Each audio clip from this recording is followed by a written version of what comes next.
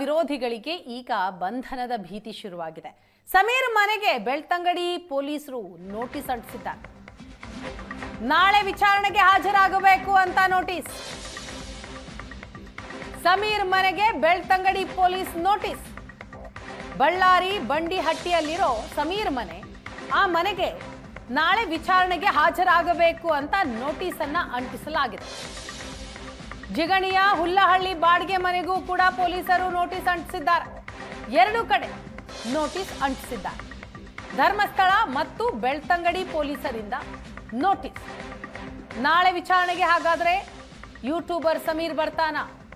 ಸುಜಾತಾ ಸುಳ್ಳಿನಿಂದ ಸಮೀರ್ಗೂ ಕೂಡ ಸಂಕಷ್ಟ ಶುರುವಾಗಿದೆ. ಬಂಧನದ ಭೀತಿ ಇದೆ. ನಾಳೆ ವಿಚಾರಣೆಗೆ ಹಾಜರಾಗಬೇಕು ಅಂತ ನೋಟಿಸ್ ಕೊಡಲಾಗಿದೆ. ಬೆಳ್ತಂಗಡಿ ಪೊಲೀಸರು ಸಮೀರ್ ಮನೆಗೆ ಹೋಗಿ ನೋಟಿಸ್ ಅನ್ನ ಅಂಟಿಸಿ ಬಂದಿದ್ದಾರೆ. ಧರ್ಮಸ್ಥಳದ ಬಗ್ಗೆ ಅಪಪ್ರಚಾರ ಮಾಡಿರ್ತಕ್ಕಂಥ ವಿಡಿಯೋ ಹರಿಬಿಟ್ಟ ಹಿನ್ನೆಲೆಯಲ್ಲಿ MD ಸಮೀರ್ ಅನ್ನೋರಿಗೆ ಈಗಾಗಲೇ ಪೊಲೀಸರು ಸಾಕಷ್ಟು ಬಾರಿ ನೋಟಿಸ್ ಕೊಟ್ಟರು ಕೂಡ ಈವರೆಗೂ ಹಾಜರಾಗಿಲ್ಲ. ಕೋರ್ಟ್ನಿಂದ ಜಾಮೀನು ಪಡೆದು ಕೂಡ ಕೋರ್ಟಲ್ಲಿ ಒಂದು ಮಾತನ್ನು ಹೇಳ್ತಾರೆ, ಜಾಮೀನು ಪಡೆದು ಕೂಡ 2-3 ದಿನದಲ್ಲಿ ವಿಚಾರಣೆಗೆ ಹಾಜರಾಗಬೇಕು ಅನ್ನೋ ಕಂಡೀಷನ್ ಆಗುತ್ತೆ. ಆದರೆ ಸಮೀರ್ ಈವರೆಗೂ ಹಾಜರಾಗಲ್ಲ. ಹೀಗಾಗಿ ಸಮೀರ್ ಅವರ ಮನೆಗೆ ನೋಟಿಸ್ ಆಗ್ತಕ್ಕಂಥ ಕೆಲಸವನ್ನು ಇಲ್ಲಿ ಬೆಳ್ತಂಗಡಿ ಪೊಲೀಸರು ಮಾಡಿದ್ದಾರೆ. ತಾವಿಲ್ಲಿ ನನ್ನ ಬಲಬಲತಿರೋದು ನಾವೀಗ ಬಳ್ಳಾರಿಯ ಕೌಲ್ ಬಜಾರ್ನ ಬಂಡಿಹಟ್ಟಿ ಅನ್ನೋಂಥ ಪ್ರದೇಶದಲ್ಲಿದ್ದೇವೆ. 2011ರಲ್ಲಿ ಈ ಮನೆಯಲ್ಲಿ ಸಮೀರ್ ಅವರು ವಾಸ ಮಾಡ್ತಿದ್ದರು. ಸಮೀರ್ ಅವರ ಅಡ್ರೆಸ್ ಅಂದರೆ ಅವರ ಆಧಾರ್ ಕಾರ್ಡ್ಲಿರ್ತಕ್ಕಂಥ ಅಡ್ರೆಸ್ ಮೇರೆಗೆ ಇದು ಸಮೀರ್ ಅವರ ಮನೆ ಅಂತ ಗುರುತಿಸಲಾಗಿ ಪೊಲೀಸರು ಇಲ್ಲಿಗೆ ನೋಟಿಸ್ ನೀಡ್ತಕ್ಕಂಥ ಕೆಲಸವನ್ನು ಮಾಡಿದ್ದಾರೆ. ಅವರ ಮನೆ ಬಾಗಿಲಿಗೆ ಅಂದರೆ ಸದ್ಯಕ್ಕೆ ಮನೆ ಬೀಗ ಹಾಕಿದ್ರು ಕೂಡ ಅವರ ಮನೆ ಬಾಗಿಲಿಗೆ ನೋಟಿಸನ್ನು ಅಂಟಿಸುವ ಮೂಲಕ ನೇರವಾಗಿ ಒಂದು ಎಚ್ಚರಿಕೆಯ ಸಂದೇಶವನ್ನು ಕೊಟ್ಟಿದ್ದಾರೆ.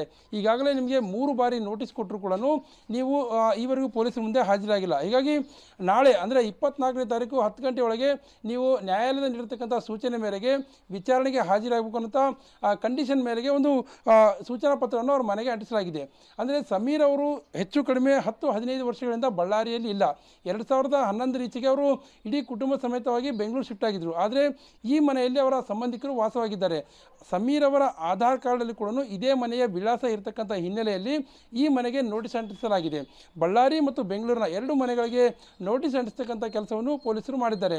ಇದ್ರ ಜೊತೆಗೆ ಏನಂತಂದರೆ ಸೌಜನ್ಯ ಅವರ ಬಗ್ಗೆ ಮೊದಲ ಬಾರಿಗೆ ಸಮೀರ್ ಅವರೊಂದು ವಿಡಿಯೋ ಮಾಡಿ ಹರಿಬಿಡ್ತಾರೆ.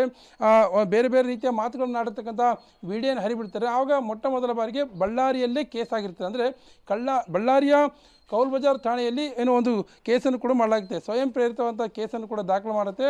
ಆ ಸಂದರ್ಭದಲ್ಲಿ ಕೂಡ ಪೊಲೀಸರು ವಿಚಾರಣೆಗೆ ಇದೇ ಮನೆಗೆ ಬಂದಿರ್ತಾರೆ. ಆದರೆ ಈ ಮನೆಯಲ್ಲಿ ಸಮೀರ್ ಇಲ್ಲದೆ ಇರತಕ್ಕಂಥ ಹಿನ್ನೆಲೆಯಲ್ಲಿ ಮತ್ತು ಸಮೀರ್ ಅವರು 2011 ನಂತರ ಈ ಮನೆಯನ್ನು ತೊರೆದಿರ್ತಾರೆ. ಇಡೀ ಕುಟುಂಬ ಸಮೇತವಾಗಿ ಬೆಂಗಳೂರಿಗೆ ತೆರಳಿರ್ತಾರಂಥ ಮಾಹಿತಿ ಮೇರೆಗೆ ಬೆಂಗಳೂರಿಗೆ ಕೂಡ ತೆರಳಿ ಅವರಿಗೆ ನೋಟಿಸ್ ಕೊಡ್ತಕ್ಕಂಥ ಕೆಲಸವನ್ನು ಆಗ ಬಳ್ಳಾರಿಯ ಕೌಲ್ ಬಜಾರ್ ಪೊಲೀಸರು ಮಾಡಿರ್ತಾರೆ. ಇದೆಲ್ಲದರ ಜೊತೆಗೆ ಅಂತಂದರೆ ಆಗಿನಿಂದಲೂ ಈವರೆಗೂ ಅಂದರೆ ಸೌಜನ್ಯ ಅವರ ವಿಡಿಯೋ ಮಾಡಿರ್ತಕ್ಕಂಥ ಮೊದಲ ಬಾರಿಗೆ ಬಂದಂಥ ಪ್ರಕರಣದಿಂದ ಹಿಡಿದು ಈವರೆಗೂ ಕೂಡ ಸಮೀರ್ ಅವರು ಪೊಲೀಸರಿಗೆ ಎಲ್ಲಿ ಕೂಡ ಸಿಕ್ಕಿಲ್ಲ. ಹೀಗಾಗಿ ಈ ಬಾರಿ ಕಡೆಯದಾಗಿ ಒಂದು ನೋಟಿಸನ್ನು ಕೂಡ ಮನೆ ಮುಂದೆ ಅಂಟಿಸುವ ಮೂಲಕ ಎಲ್ಲೋ ಒಂದು ಕಡೆ ಕಣ್ತಪ್ಪಿಸಿ ಓಡಾಡ್ತಾ ಇದ್ದೀರಾ, ನೀವು ಪೊಲೀಸರ ವಿಚಾರಣೆಗೆ ಹಾಜರಾದರೆ ಒಳ್ಳೆಯದು, ಇಲ್ಲದೆ ಮುಂದೆ ಕಷ್ಟವನ್ನು ಅನುಭವಿಸಬೇಕಾಗುತ್ತೆ ಅನ್ನೋ ರೀತಿಯಲ್ಲಿ ಒಂದು ಸೂಚನೆ ಹಾಕುವ ಮೂಲಕ ಅಂದರೆ ನೇರವಾಗಿ ಒಂದು ಎಚ್ಚರಿಕೆಯ ಸಂದೇಶವನ್ನು ನೀಡುವ ಮೂಲಕ ಕೌಲ್ ಬಜಾರ್ ಪೊಲೀಸರ ಠಾಣೆಗೆ ವ್ಯಾಪ್ತಿಯಲ್ಲಿ ಬರ್ತಕ್ಕಂಥ ಈ ಮನೆಗೆ ಬೆಳ್ತಂಗಡಿಯ ಪೊಲೀಸರು ನಿನ್ನೆ ಬಂದು ಒಂದು ನೋಟಿಸನ್ನು ಕೂಡ ಅಂಟಿಸ್ತಕ್ಕಂಥ ಕೆಲಸವನ್ನು ಮಾಡಿದ್ದಾರೆ. ಕ್ಯಾಮರಾ ಪರ್ಸನ್ ಶ್ರೀನಿವಾಸ್ ಜೊತೆ ನರಸಿಂಹಮೂರ್ತಿ, ಏಷ್ಯಾನೆಟ್ ಸುವರ್ಣ ನ್ಯೂಸ್, ಬಳ್ಳಾರಿ.